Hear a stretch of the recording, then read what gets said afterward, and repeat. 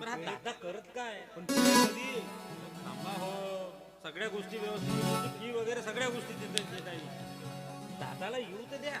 आता कसा मी शेतकरी माणूस आपला दादा कारभारी माणूस सगळा व्यवहार त्याच्याकडे असते ना. बरोबर आहे. मग फक्त पेढे चारा म्हणजे मस्त काम झालं आपलं. ठीक आहे ना.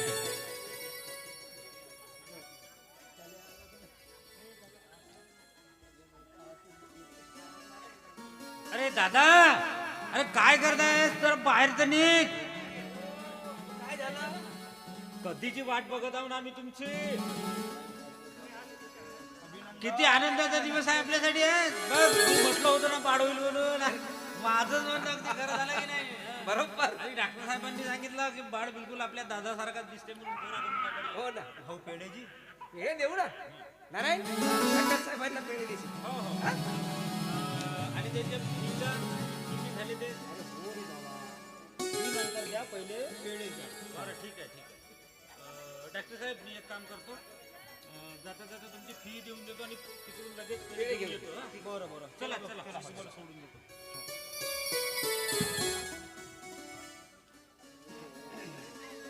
बरं दादा आणखी काही कामं आहेत का आपल्याला.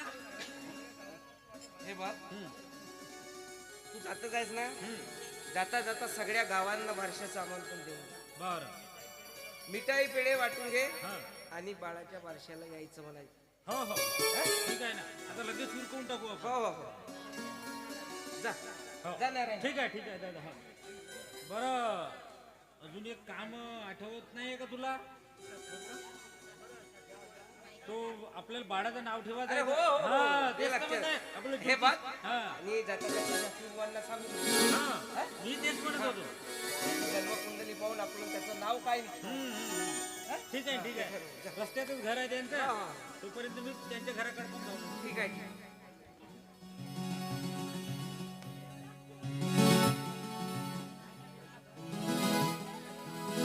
अगं याच्यात- नाही मी म्हणतोय तुला त्रास वगैरे होणार नाही. स्त्रीचं जन्मच असं असतंय. दादा हे बघ अरे या पेढे बिढे वाटून टाकलो. बसा.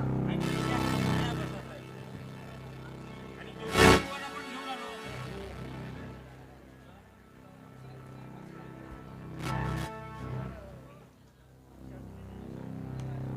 बरं शास्त्रीजी बोला. अहो बाळाची जन्मकुंडली बघून त्याचं नाव काय निघतो ते बघा बरं.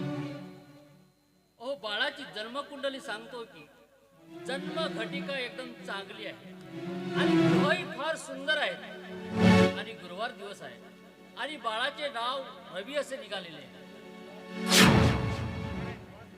वा वा वा काय सुंदर नाव. रवी म्हणजे सूर्यासारखा तेजस्वी पराक्रमी आणि खरी प्रकाश देणारा आपला मुलगा. वहिनी दादा आवडलं तुम्हाला नाव. आवडलं खूप आवडलं. अरे आता शास्त्री सांगतील ते पूर्व दिशा. ओ हरिभाऊ तुमचे नसीब थोर म्हणून तुमच्या पोटी सूर्यासारखा पुत्र जन्माला आला आणि हाच पुत्र तुमच्या कुळाचा फार मोठा उद्धार करणार आहे हरिभाऊ. आता याला पाळण्यात टाकून त्याचं नामकरण विधी तुम्ही उरकवू शकता पण तत्पूर्वी माझी थोडी दक्षिणाचा विचार करा. अहो 1.25 किलो तांदूळ 5 पायल्या तुरीची डाळ 5 पायल्या चण्याची डाळ आणि 1,100 रुपये यावेळी तुम्हाला द्यावे लागेल.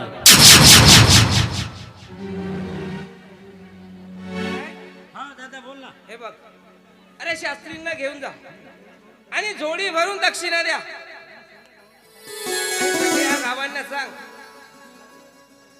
बाळाच्या बारशेला यायचं म्हणून. ठीक आहे दादा. तुझी माझी गोष्ट हा शास्त्रीची 5-5 गुरु ते तुरीची दाण चण्याची दाण म्हणते कोणता शास्त्री एवढं घेते का. त्याला इथला माल देऊन तर आपण बारशेला का आणून लोक आहे. प्रसंग आहे. तुम्हाला काहीच नाही म्हणता तुमची दक्षिणा तुम्हाला मिळते. तर मी का म्हणतो त्याला 2-2 पाहिलं देऊन देतो सटकवून टाकतो.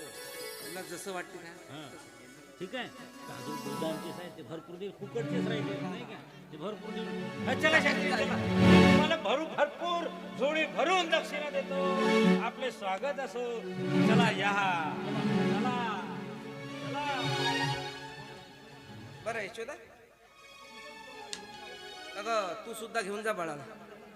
अगं त्याला दूध वगैरे दे आणि लवकर बाळाची तयारी कर, कारण नारायण गेलाय गावामध्ये. चल.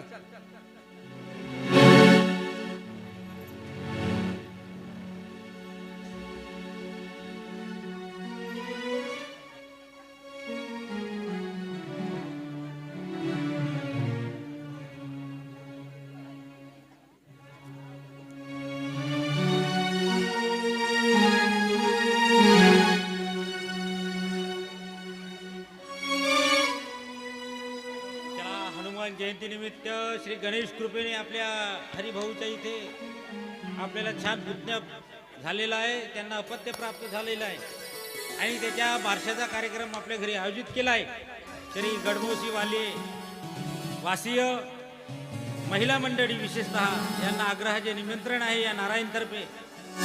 त्यांनी आपल्या घरी कार्यक्रमाला यावं आणि आपली उपस्थिती प्रार्थनीय समजावी ही नम्र विनंती.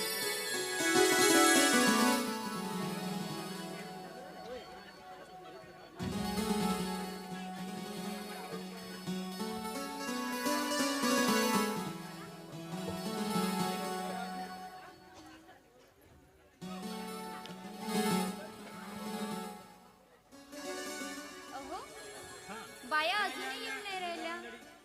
बापूजी तुम्ही बोलवले की नाही? या ग ताईनो.